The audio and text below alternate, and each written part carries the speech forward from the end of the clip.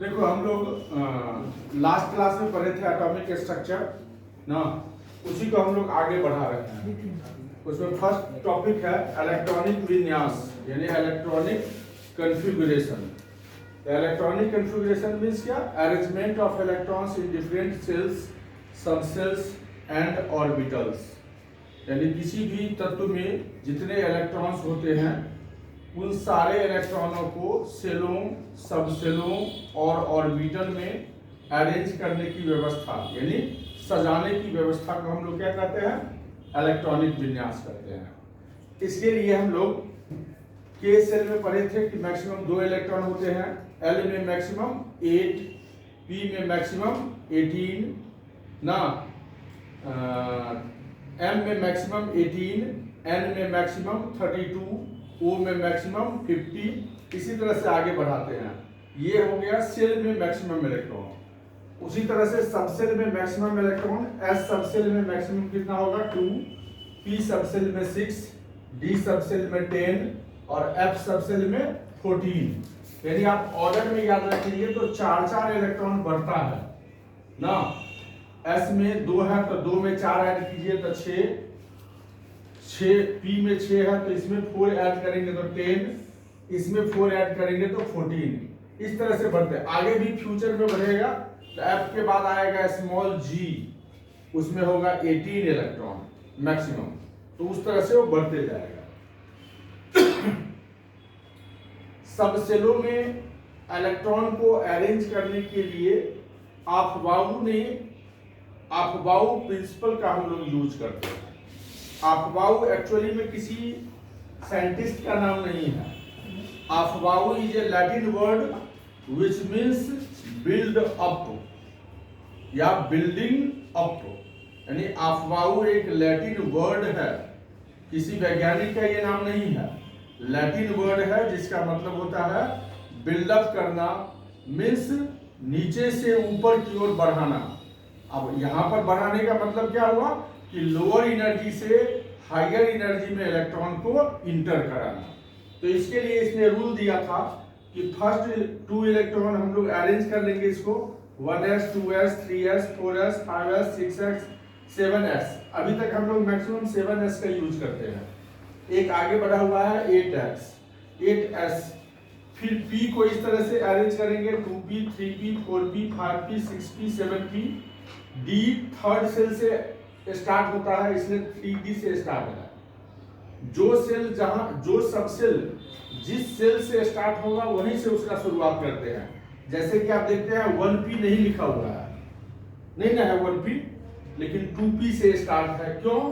क्योंकि p inter ही करता है सेकंड सेल में जाकर के। उसी तरह से d में 1d 2d नहीं लिखा हुआ है, डायरेक्ट क्या लिखा हुआ है? 3d, क्योंकि डी सेल इंटर करता है थर्ड सेल से, डी सबसेल। उसी तरह से एफ सबसेल इंटर करता है फोर्थ से, इसलिए फोर्थ में जाकर के शुरू हुआ है ना। आगे जो फ्यूचर में आएगा जी सबसेल, वो इंटर करेगा फिफ्थ से, तो इसके आगे में हम लोग जी बताएंगे। ठीक है, तो इस तरह से अरेंज कर लिए। डी में 3d, 4d, 5d, 6d, F में 4f, 5f। पहले इलेक्ट्रॉन 1s में इंटर करेगा, इन कर जाएगा। फिर इलेक्ट्रॉन 2s को फील्ड करेगा, 2 इलेक्ट्रॉन ये इन कर जाएगा। फिर इलेक्ट्रॉन 2s के बाद 2p में 6 इलेक्ट्रॉन फील्ड होगा। फिर 3s में इंटर करेगा, इसको कंप्लीट करने के बाद 3p में 6 इलेक्ट्रॉन जाएगा। फिर 4s में 2 इलेक्ट्रॉन आएगा। फिर इसको कंप्लीट करने के बाद 3d में 10 इलेक्ट्रॉन कंप्लीट होंगे। यहां से हम लोगों को डी ब्लॉक एलिमेंट्स आता है। डी ब्लॉक एलिमेंट की शुरुआत होती है कहां से?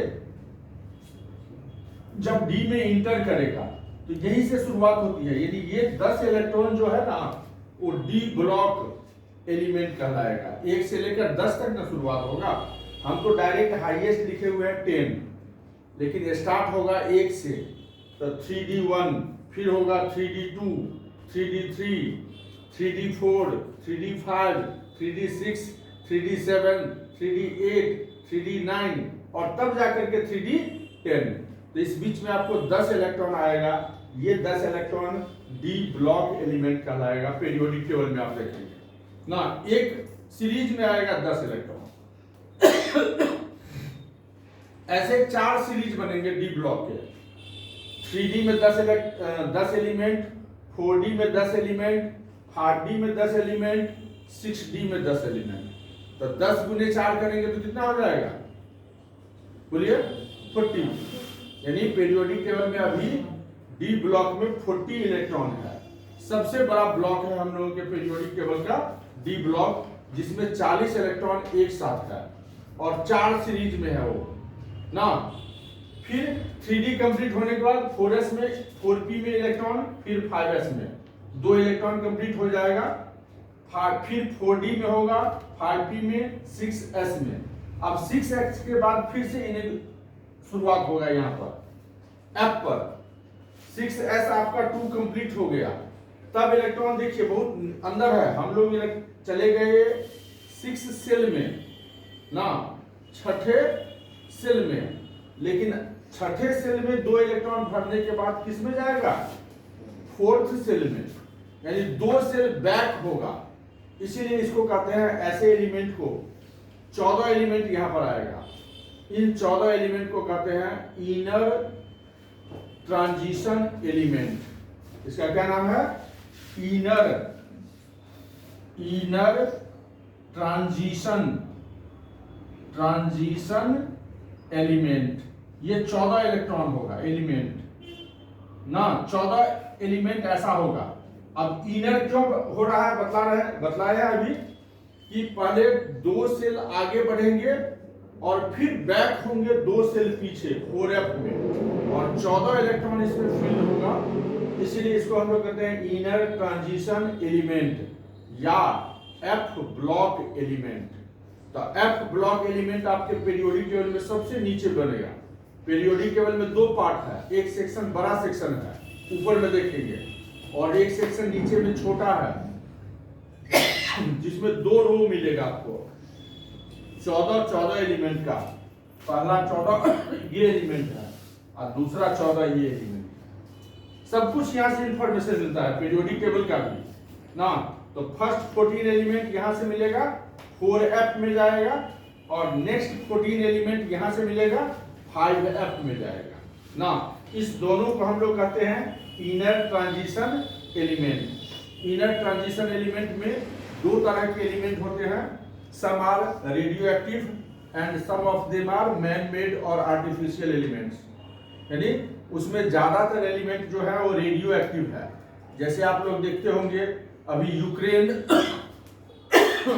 अमेरिका, रसिया, ईरान, इन सब में युद्ध हो रहा है लगातार ना, और सब युद्ध का कारण है परमाणु बम, परमाणु अप्रसार संधि। बड़े देश चाहते हैं कि हम परमाणु अप्रसार संधि के कारण छोटे देश को नीचे बना करके रखें, और वहां पर जो परमाणु बम बनाने का सबसे बड़ा इक्विपमेंट है वो सब इसी में आता है, एफ में। यूरेनियम, थोरियम, रेडियम, ये सब परमाणु बम बनाने वाले ये तत्व हैं, और ये सारे तत्व इसी में आते हैं। इसलिए इसको कहा जाता है रेडियो एक्टिव। मतलब खुद से वो टूटता है और बड़े अमाउंट में एनर्जी इवॉल्व करता है। उसी एनर्जी का यूज हम लोग परमाणु बम बनाने में भी करते हैं, और एक अच्छे काम में भी करते हैं जिसका नाम है न्यूक्लियर रिएक्टर, जिसके द्वारा बिजली की उत्पादन की जाती है, विद्युत का उत्पादन।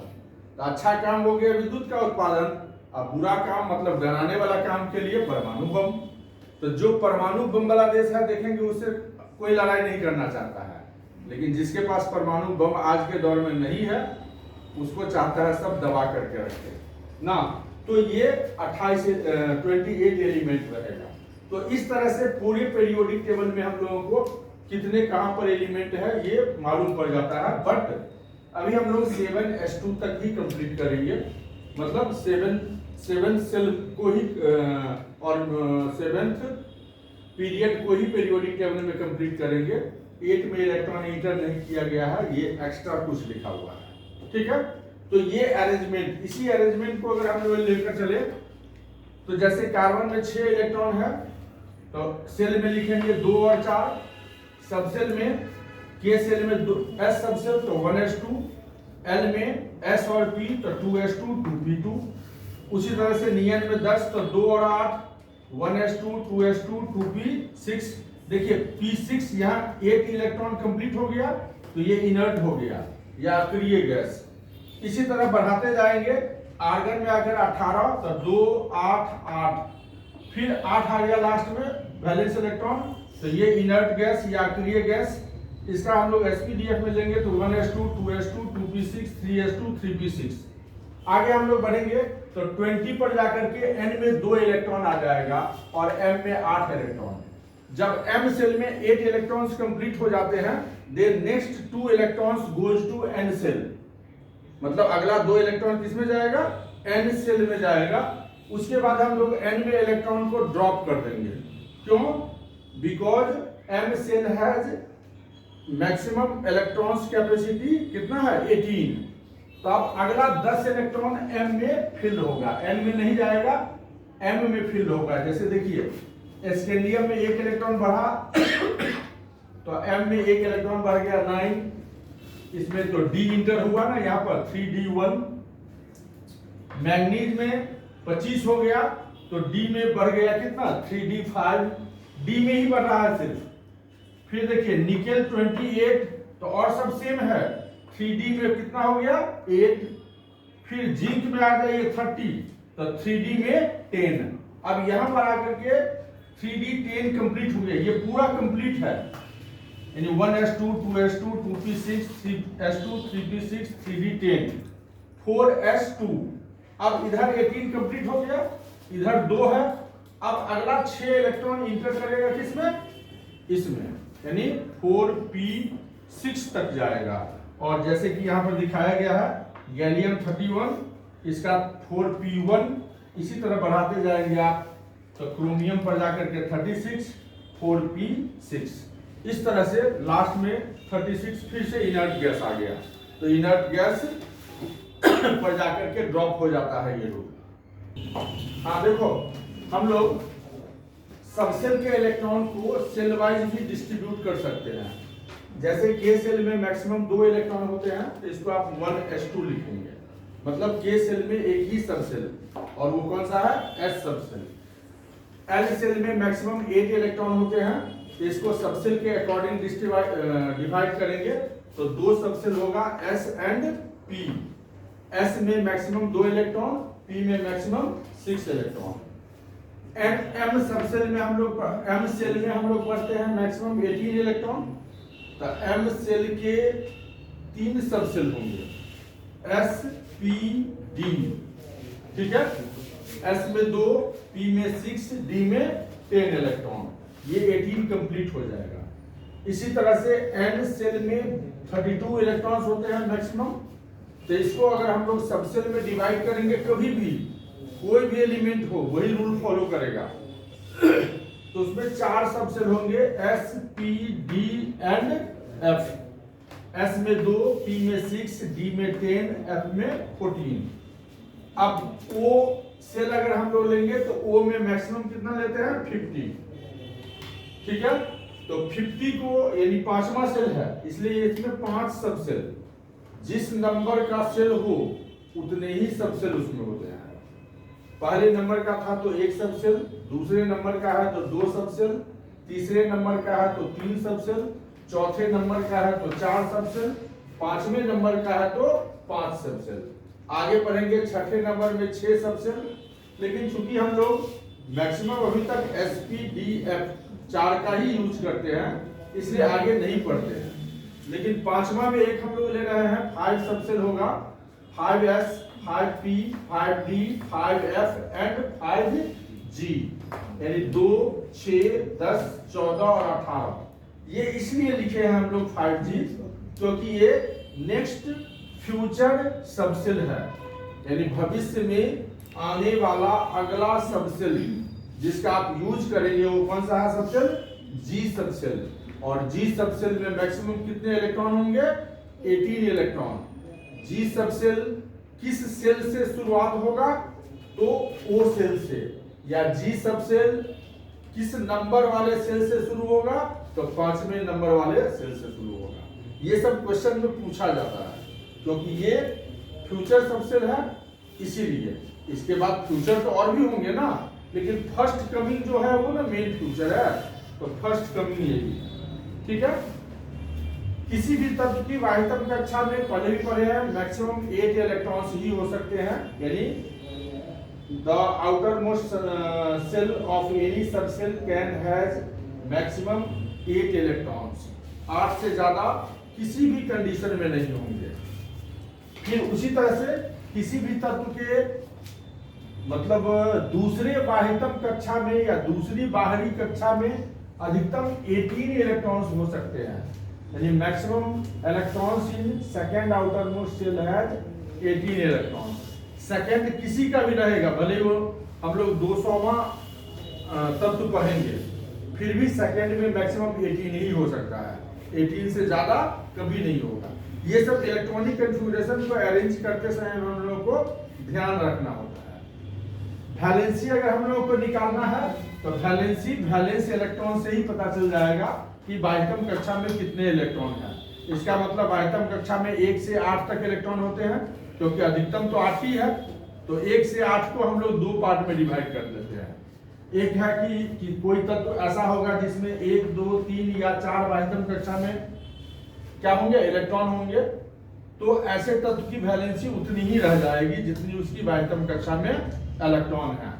वैलेंसी बराबर सेम रह जाएगा 1, 2, 3, 4। एक दूसरा होगा जिसके वाहितम कक्षा में 4, 5, 6, 7 या 8 इलेक्ट्रॉन हो, देख रहे हैं ना, 4, 5, 6, 7 या 8 इलेक्ट्रॉन्स यहाँ पर भी, तो उसका वैलेंसी निकालना हो तो 8 में से माइनस कर देंगे ये बाहरी कक्षा के इलेक्ट्रॉनों को, यानी मान लो कि 4 है तो 4 दोनों रूल में एग्जिस्ट कर रहा है, क्योंकि 4 सेमी मेटल कैरेक्टर का होता है, दोनों में आ जाता है बराबर बराबर डिस्टेंस पर। इसलिए हम लोग 4 को पहले रूल से भी ले सकते हैं और 4 को दूसरे रूल से भी ले सकते हैं, लेकिन 5, 6, 7, 8 मेनली इसी रूल को फॉलो करेगा। 8 में से 5 करेंगे तो 3 लाइक नाइट्रोजन, 8 में से 6 को माइनस करेंगे तो 2 लाइक ऑक्सीजन, 8 में से 7 को माइनस करेंगे तो 1 like fluorine, chlorine, bromine, iodine, 8 में से 8 को माइनस करेंगे तो 0 like neon, argon, krypton, xenon, radon and oganesson, यानी 6 इनर्ट गैसेस।